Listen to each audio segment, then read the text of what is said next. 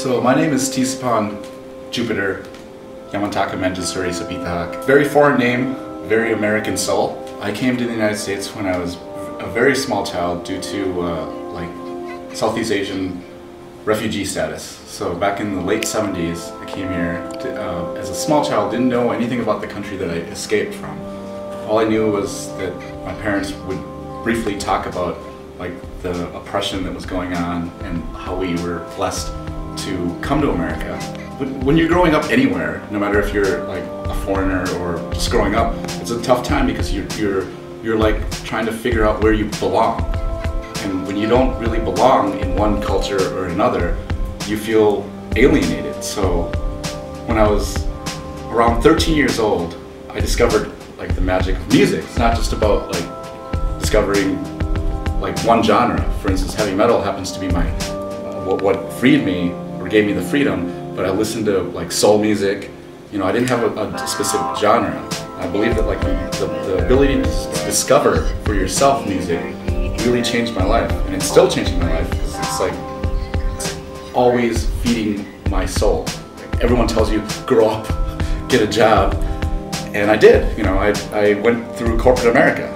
I had my hair short, and I worked at Wells Fargo Mortgage, which is right around yonder, for 3 years. And then after the political storm of the economy went down, there was this thing called the Dodd-Frank Act. The Dodd-Frank Act basically says that all mortgage or banking institutions have to look closer to anyone's background. You have to basically have nothing on your record. So when I was 19, I basically was hanging out with this guy that I thought was my friend. When you're 19, you don't know who your friends are, really. So I helped him, go and get some marijuana, basically, and we got caught. It turned into a misdemeanor crime, according to the judicial system. I even got it expunged. So now I'm just trying to live my life, and then I was like, well, I better do something about trying to at least get something done as far as immigration is concerned, because I discovered that I wasn't an American citizen at this point, because when I got fired from Wells Fargo, one of the sticking points was that I was a green card holder. Basically, they call you a resident alien, and I always felt like an alien, but when the government calls you an alien, it's not a good thing. So I went through immigration and I applied for my citizenship. $800 application fee. It goes up every year. So I did it, and months later I go through my interview process. It was a small claustrophobic office with paperwork stacked up to the walls. I tried to shake her hand and she threatened to shoot me. Then I knew the interview was going to be really bad from there, and she didn't even let me speak. She just went through the bullet points of, have you ever claimed to be an American citizen? And I was like, well, I thought it was, and check. And then she brought up the point of my marijuana conviction back in '97, checked another thing. The interview went horrible. I left and I felt the sinking feeling. I was like, that didn't go really well. That was 2 years ago, and then I felt somewhat safe, but not really, because you don't know what your status is when you're stateless. So on March 2nd of this year, 2015, I was sleeping in my boxers, normal routine, comfortable, and basically I get this Gestapo knock on the door. The ICE agents were there, and they handcuffed me, and I was like, what's going on? And they told me that I was under arrest. Where's your papers? Where's your card? And I felt exactly how literally what the Nazis were doing. It's very totalitarian. They handcuffed me. They didn't give me any.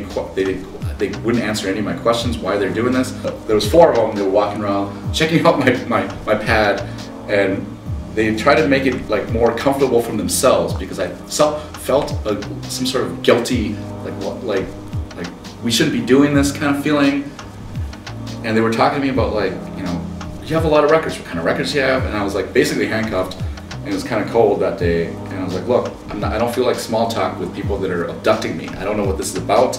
I kind of have an idea, but and they were literally they said that they felt bad about doing this. And I asked them a blatant question, because I kind of have this idea about immigration, but I had no idea about immigration. No one does. I mean, if you're not affected by a situation because you are protected, simply because you're born here, or you have citizen rights, So I felt like at this point I had none. So I asked him a question where it was a loaded question. I realized this because it had to be to make them feel somewhat human and not like the situation was so messed up that they acknowledged it. So I asked them, do you think that the immigration system right now is racist or xenophobic?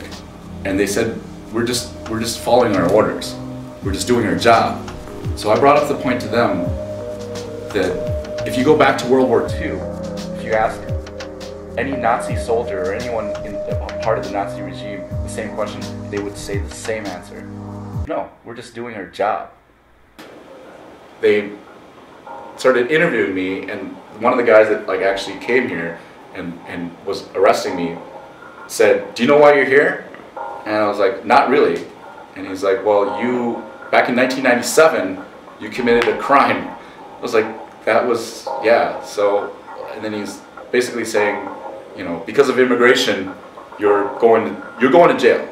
I felt so powerless. The only person that I was able to reach out to is an angel, basically.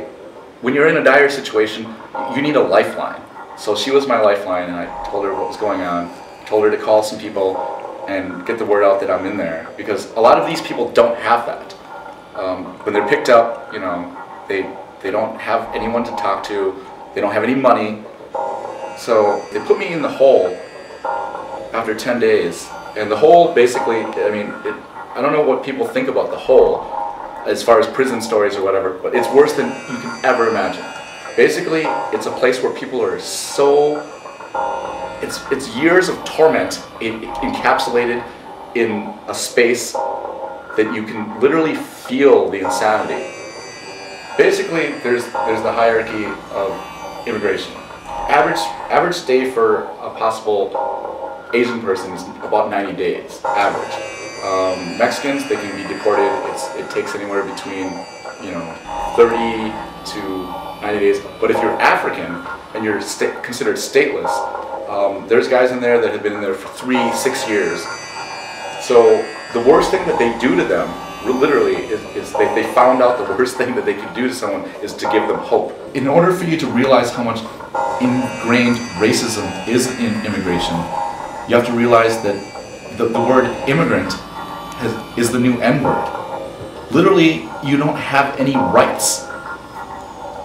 You have your own system of dealing with things when you're an immigrant. You can't, for instance, if you're a female and you get raped and you're not documented, you can't go to the cops. Immigration is separation. It separates you from this quote-unquote like person that just because they don't have papers. There's too much paperwork, not enough love. When people say the immigration system is broken, politicians say it all the time. What they really mean is it's breaking people. Something that's broken in politics means that it's breaking lives. You know, you can't separate yourself from these words that these politicians give you. Like, you know, there's the Dream Act, and it's like they're just words. Until the call to action and the call to change something means that you have to have a spiritual change. You have to have a consciousness to really feel for someone that is going through anything. It may not affect you.